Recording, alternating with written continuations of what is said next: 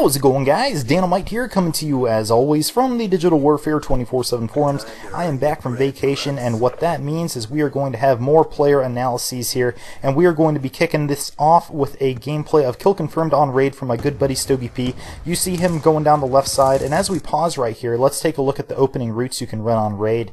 You can either go up the middle, where people are going to be setting up attack inserts and sniping, as is the popular fashion. You can go around the right side, where a lot of people gravitate in objective game modes, but that is going to leave you pretty exposed. So what Steve is going to do, he's going to be playing the Slayer role this game, as many people are, given that it's Kill Confirmed, but he is going to be playing more specifically a active ghosty sort of Slayer class.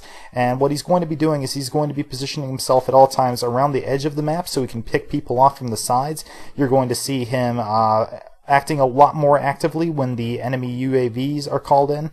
And this route that he's running to the left side is good. I do run mine a little bit differently. I think I'm going to show that up on the screen here real quick. I go through the window, I hug the right side, and then I peek into the middle and try to pick anyone off who's coming up through there, and then I double back and see if I can get around their flank to the left back towards CDOM. So let's see what Steve is going to do here. He is going to see that guy, he's going to engage him from behind that little hot tub, and then his opponent weirdly walks backwards, which is going to cost him there pretty badly. Had Steve been engaged directly over that head glitch, he might have had a little bit harder of a gunfight there. So we see he's moving around the periphery of the map. You can see on the minimap that his yellow triangle is grayed out. He is using Ghost, and he is going to keep moving so that he can use that. Now, you see all of his teammates stacked up to his right, on the right side of the map. That clues him in that there are going to be enemies off to this left side here, maybe up in that blockhouse. Now, right there you did hear that the enemy called in a UAV. You will notice immediately when enemy UAVs are called in that Stogie just goes into a completely different game mode. He starts playing extremely aggressively because he knows that the enemy team is going to be completely thrown off. They're going to be seeing the red dots of his friendlies. And right here, this is a situation he doesn't want to be in because he's right next to a friendly player, and he doesn't know if he has Ghost, if he doesn't have Ghost, so he could be giving away his location. So you see him get a little bit of distance from him before he actually starts headed back towards CDOM, where the enemies are spawning on his minimap. Now, you saw him pick up a MSMC right there. That is a really smart move. He is actually using fast mags, and you'll see that that benefits him very nicely in some of these gun engagements. Again, look, all of his team is stacked up to the right side, and here he is pushing that flank around the C flag, around that left side again. You heard enemy UAV called in. That's his cue to go super, super aggressive.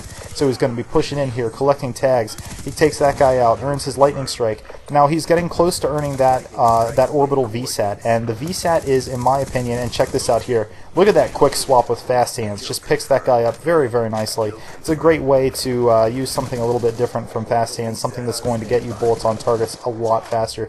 As I was saying, the main role of this type of Slayer is to earn that orbital VSAT, and you're going to see him just absolutely going to town, pre-firing on these guys as soon as he gets his EMP up.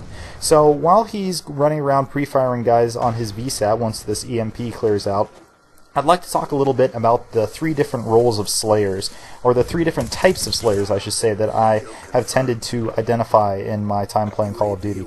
And first and foremost, you're going to have the ultra passive Slayer, or as I like to call it, the selfish Slayer. Someone who pretty much just looks at one section of the map, maybe with a long-range weapon like a Target Finder LMG or a Auto Foul or something like that. Someone that's just going to sit there, and someone who puts on those really high kill streaks, you know, Swarm, Warthog. I'm not saying those are always a bad thing, and let me pause this dialogue real quick here to pause it and take a look at that death that he suffered right there. I feel like if he had jumped up on the ledge to his right that has that rock there, he probably would have had a more favorable engagement. You always want to move really decisively when you're in an open area where you're going to be easily threatened. You saw there he attacked the one guy, but he was challenged by another guy who was pushing from A, so I like to see him maybe moving a little bit more aggressively towards sites of cover. So to go back to what I was saying, you have the really sort of passive, sort of selfish Slayer, and the problem with that is you're not moving around the map. You're not going to be really picking up any kind of vision for your teammates. You're not going to be exploring areas and letting them know, you know, calling out, or just showing by your presence on the minimap where the enemies are. And that's something that I kind of frown upon, and I want to show how Stogie is playing this differently. Then there's also, on the opposite extreme, first of all, there's like the Spaztastic Slayer, and right here I'm going to pause as well actually and take a look at this situation. You will see that all of Stogie's teammates were in middle or over by C, and he's going to be shot from behind here. He probably should have figured out, based on where his friendlies were positioned, that he was going to be attacked from behind.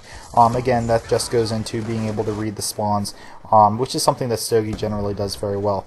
But if you're an extremely aggressive Slayer and you're just throwing lives away and you're like, I want to get as many kills as possible, I want to get as many engagements as possible, that's not really helping your team either, because you're giving up a lot of kills to the enemy team. So what Stogie is doing here is he is exemplifying the playstyle of a smart Slayer.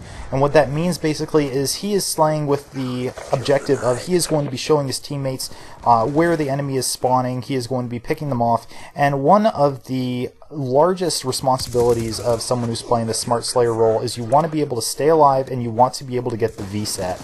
Now, I don't have anything against people that run things like Swarm or Warthogs when you're just dicking around, you're playing with a good-sized lobby in pubs, but it is so important to get that VSAT up. It is the single greatest asset that, the single greatest score streak asset that a Slayer can bring to your team.